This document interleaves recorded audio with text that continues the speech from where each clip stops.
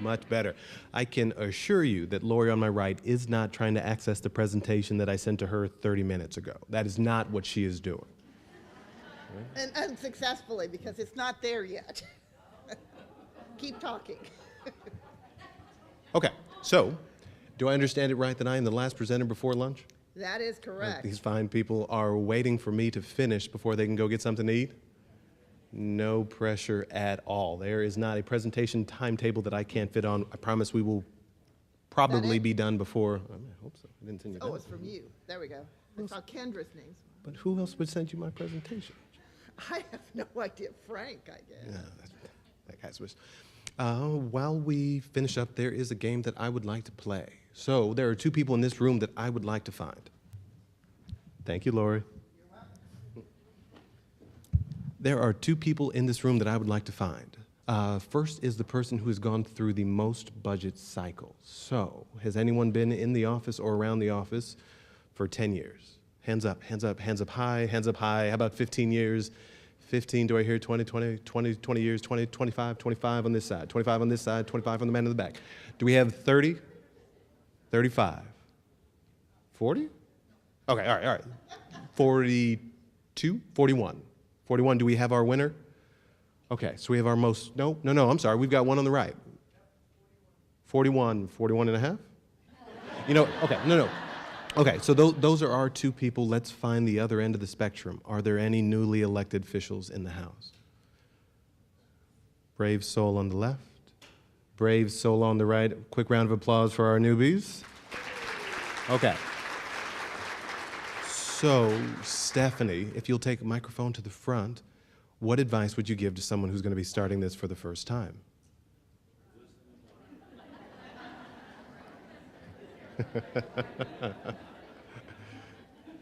Okay?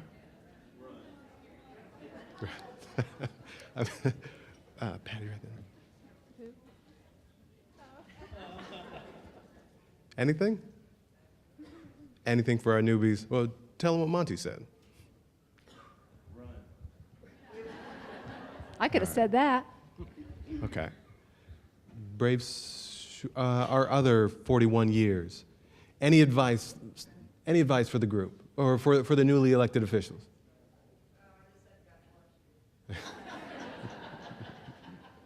Deal. All right. So you're getting started, but you are part of a family of people that go through this process. It definitely gets easier. Just stick with it. And between the associations that you work with, between the people in this room, the counties next to you, the State Board of Accounts, the incomparable Lori Rogers, you've got resources available to you. Just stick with it. Okay. All right. I am thrilled to be here. This will be my third presentation in 7 days, but this is the one that I've had circled on the calendar. It's my favorite group to present to.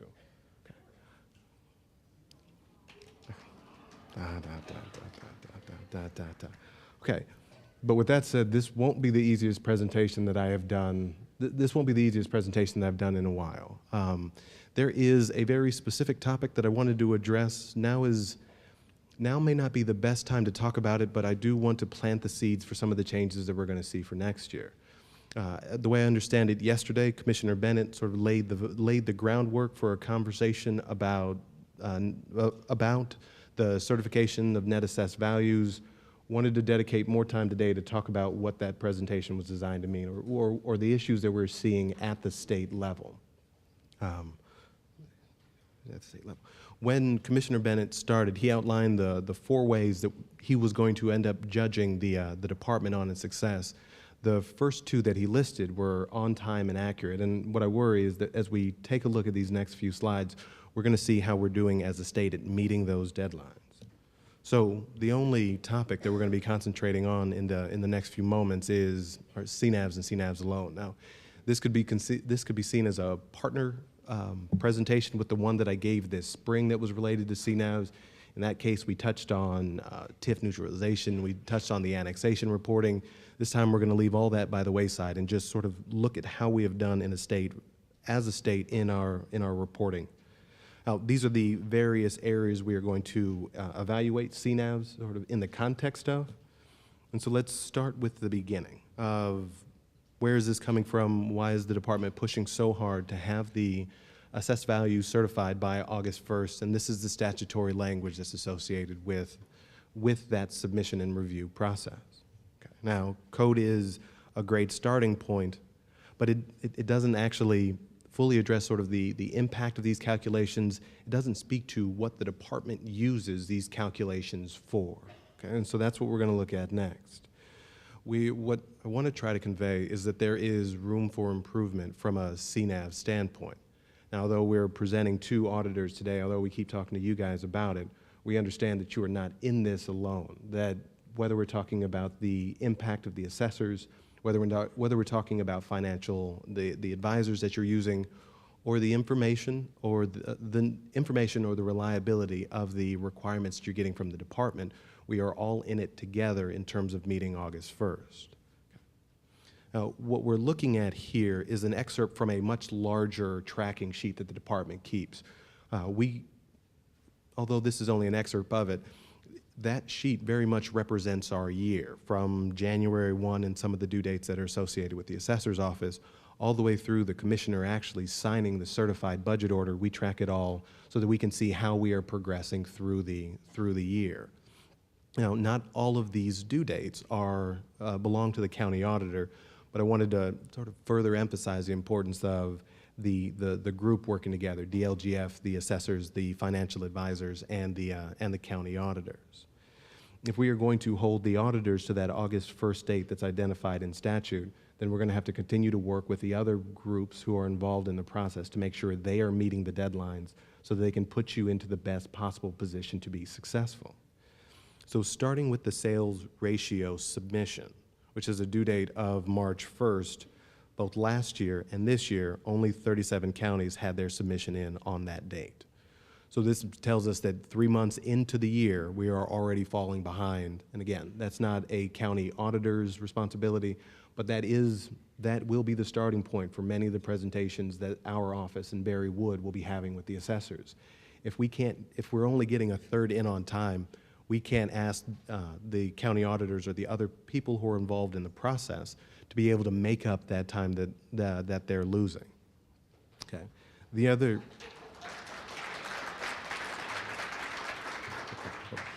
Okay. I want to remember this happy moment because they. So as we switch, all right. So let's look at the personal property and the real property roll and balance that has a July 1st date. Last year for personal, it was 23. This year was up to 30. For real, we did a little bit better, but we just barely cracked the 50% mark, with last year coming in at 36 and this year coming at 47%. Same idea. I mean, 30 days is a very ambitious window for this to get turned around in, but we know that if we're not meeting those dates, we're also not going to meet the August 1st one. Okay. The next three can be seen as the next three. We're starting to switch to the auditors group, or these are the actual submissions that we are getting from your offices, whether it is that paper version of the annexation report, the TIF neutralization itself, or the actual assessed value certification process. The numbers are better, but would like to try to push those toward the 92. Next year, we'll be looking at trying to push those numbers closer to the 92. With neutralization probably making the strongest leap forward, at 64 counties had TIF neutralization completed prior to the August 1st date. Now, the last two figures are the big ones, and we're going to keep coming back to those two, where last year there were only 16 counties that had submitted their CNAVs by August 1st. This year that number went up to 19, but that still tells us where we are as a group in terms of meeting those deadlines. Now, those numbers are also based on an actual submission date of August 1st. This doesn't necessarily account for those who came in on August 2nd or August 3rd. So let's take a look at two of the other metrics that we're using to figure out whether or not we are successful at the state level. And one of the ways we can do that is the total number of submissions. Okay. Last year, took 139 submissions for us to get 92 counties certified AVs into our system. This year, we're currently at 140 with 3 counties that still haven't submitted yet. And so we're looking at a submission and a half per county to try to get this information in. There has to be a way that we, both offices, can feel stronger about the submissions that they are sending in, that the certification will stand once it's submitted, we are fine there. The second half of the slide looks into the total number of submissions that we were looking at. And although the majority of the counties are making it in on their first try, there's still a subset of the group that is taking two or three submissions to do it. The county that the highest submission count that we have seen so far this year is 5, which is 5 times they've gone through the process telling us that these are the numbers that I want to certify, I want to move forward with. What we'll see in the next few slides is what that means when the department gets that green light to move forward, and how a resubmission is, while necessary, restarts our clock or restarts some of the work that we'll actually be working on. Okay. The second metric that we can take a look at, past looking at August 1st on a pass or fail scale, is when those submissions are coming in. Okay. So last year, August 1st or earlier, 55. So we still have the majority of the submissions coming in that timetable. But we got submissions in September, October, November, December, resubmissions in January. As Matt touched on earlier, we are statutorily we're required to certify all 92 budgets by December 31st. If we are either amending assessed value, if we are either amending the AVs that we're using in our calculations, or we hadn't received them yet, there would be no way for us to meet those deadlines this year if we don't have that particular piece of the calculation. Okay. Now, like I said, so far this year there are still 3 counties pending. I'm hoping to replace those NAs with zeros, but the fear is that there is something that's still lurking out there. While the county auditor would still ultimately be able to make the decision as to whether or not they will need to recertify, what we'll be trying to do for next year, and we'll look at that in the next couple slides, is making sure that once the information is in, it's fine, and there won't be a need for any resubmissions. So, let's talk about the good news. If we looked at the submissions from 2017 and 2018, there are 3 counties that deserve recognition as both having submitted on or before August 1st and submitted just one time. So where is Perry County? Well done. Switzerland, the hometown, Switzerland, well done. And Ohio, there she is in the back. So it is no small feat, and I can imagine chasing around the assessors and making sure that you're able to meet those deadlines. When we are together next year, I'm hoping to be able to add more counties to this list of on time and accurate on the first try. So, the significance. If that's the issue, what's the significance of what's the significance? The assessed value is one of four values that we post on the certified budget order. But the significance, oh, sorry, Mary, you absolutely got it this year. So that last slide was making sure that for the last 2 years. So next year you'll have a chance to make the list. Okay, so assessed value is one of the 4 values that we post on the budget order, but its significance goes much further than that. Okay. As Matt said, we lost 45 days on the back end of certification. So although there is a caveat that will push some counties to the June 15th date, we are moving forward with the idea that we need to be entirely through the process by December 31st. The only way that we're going to make up for that time is starting early. As Matt said, we have finished 610 units so far, and so these are, as you can imagine, largely townships or some of the smaller units who had the ability to take action sooner than they had in the past, adopted their budgets, submitted their forms. The field reps are currently working on compiling the budgetary information for those units. Now, I might be last year on this date we were at 0 units worked, so we are well ahead. We are off to a very fast start, which keeps the December 31st date as realistic as we can make it. And I may be the only person that would say that we're 610 units further ahead, and I wish that number was higher, right? So with those 3 counties that hadn't recertified, there is an impact to both the county, if a county hasn't yet certified, we can't work the units in that county. And so there would be up to another 200 units that we could have taken action on, but we don't have the assessed value, which serves as the basis for those calculations. But the impact is even worse than that. The way our system is designed to perform these calculations, if there's a cross-county unit, we need that cross-county information. So it's not just your county that could be potentially impacted by the AV certification process, but the county next door as well. Okay. All right. So that's the issue. That's the impact. So let's talk about the changes that we're going to see in 2019. Now, we listened to the feedback that you guys provided after the last time you had to go through the CNAV process last year. There was an entire section that we asked a bunch of questions for that we did needed, so we jettisoned that entire section. What we are still asking you to provide is a detailed explanation for any time that the total taxing district's assessed value went up or down by 10%. The field reps will then, so you have to tell that to a computer, and the computers, as much as we try, we have not been able to teach them how to read just yet. So the field reps draw all that information down, and they're reviewing the answers that you provided. The more detailed those answers, the less likely the field rep will send you a follow-up question. If you were to put in trending or just an appeal or a one-word answer, it's very likely that the field rep called you to just find out a little bit more. We know that the information is accurate. What they are trying to do is prevent the need for those resubmissions, or trying to identify places where a resubmission is likely. We know that from experience, increases and decreases don't necessarily mean that it's incorrect. It's just a starting point for us to perform that evaluation. Okay, so that process will continue for next year, but we're going to expand it. As the field reps are reviewing your information, they run the data that you provided through a second spreadsheet that we have designed. That spreadsheet is designed to really get into the weeds of the county itself. Now, same idea. All we're looking for are places where there's been an increase or decrease. It's not a matter of thinking it's incorrect or it's not a matter of it being incorrect. It's a matter of the spike here is either due to a potential miscalculation or growth within the county. If you're aware of the growth, this conversation moves back and forth. It's very similar to the process that we have done to evaluate abstracts or the process we've gone through in the past.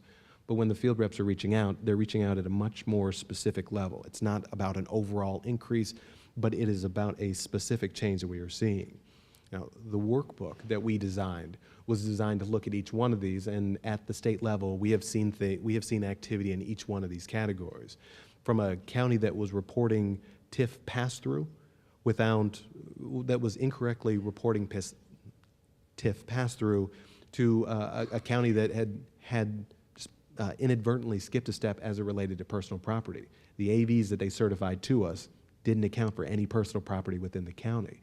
Now, since personal property doesn't always make up that statistical portion, it didn't trigger Gateway's review, but it did trigger on this spreadsheet. The change that you will see for next year is that these steps that we had been reviewing outside of Gateway, so we had let you get all the way through the process and then we started asking you questions, we are going to bake these questions directly into Gateway. So if you feel as if the process is taking a little bit longer, understand that what we are trying to do is identify any possible issues before we move on. The last thing we would prefer that you spent longer going through the process the first time as compared to starting the process over once you had already completed and submitted it. Okay. How am I looking? How much time I got? I've got 7 minutes? I've got one more slide, though. I'm going to have to draw this out by talking to you, Lori. That's fair. All right. So changing the program so that we can identify these things is only step one. So the challenge here, or the topic to introduce, the takeaway from the presentation itself is there are 3 things that I'd ask you to continue to do. One is continue to foster that relationship with the assessor's office. We know that statutorily we've got, the auditor has a responsibility to certify by August 1st, but they're not the only person in the process. As the numbers show, the assessors are also missing deadlines, and all they are doing is putting additional pressure on our 2 offices to putting additional pressure on our 2 offices to make up that time that we're missing. Now, it is still a partnership, right? We are still working with them. We want to try to put them in the best possible position to be successful. So it's a matter of fostering the relationship. Now, if the department can assist in that, if there are things that we can release earlier, if this presentation would help to sort of drive that point home of, I know it seems like March is very early on in the process, but this is how the dominoes fall. This is why I'm asking you for it. This is why I'm asking how I can help, how we can review it, how we can be as comfortable with the information being as accurate as possible as we move forward. Number two, and I imagine that based on the significant improvement on the numbers related to TIF neutralization, continuing to have those conversations with your financial advisors. If I provide you the information on this date, when will TIF neutralization be returned to us? If they are saying that neutralization won't, if they can't complete the forms before August 1st, it becomes the question of, but then if one of those prerequisites isn't made, I know that I have no chance to certify by the 1st. So having those conversations so that they understand the importance of returning those neutralization forms as accurately and as quickly as possible to, again, put you in the position where August 1st is as realistic as possible. Okay. And number three, separate from the review that we're going to take you through, right? The state's review will always be based on some numeric calculation, some threshold that we have deemed of any activity over this amount will be the ones that we are taking a look at. Would encourage you to figure out internally, how do you evaluate the numbers before you submit them?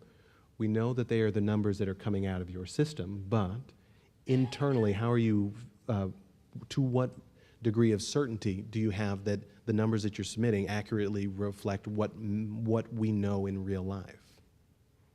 Okay. Okay. That felt like about 7 minutes. Last slide. Are there any questions? On the left, my left. Yes.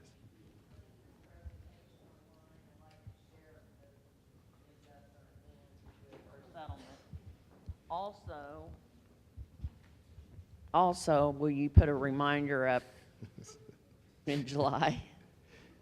Of course. Lori and Stephanie do their best, but they don't have a whole lot to work with. I will try to, we have the presentations, we'll send them to Lori, we'll send them to the group, and then they'll be posted on our website so that it's not only that you'd be sending it out with my contact information all over it, but they can also find that same information on our website. What I'd like to do is start being able to post that or develop a calendar, bless you, develop a calendar that we can post on our website that monitors the progress of a county throughout. We know on the budget order that we're creating, we put those dates, but even I skip right past that and get into the raw data itself. There are a number of ways that we are looking at trying to improve this one because it's the only way that December 31st stays a realistic goal.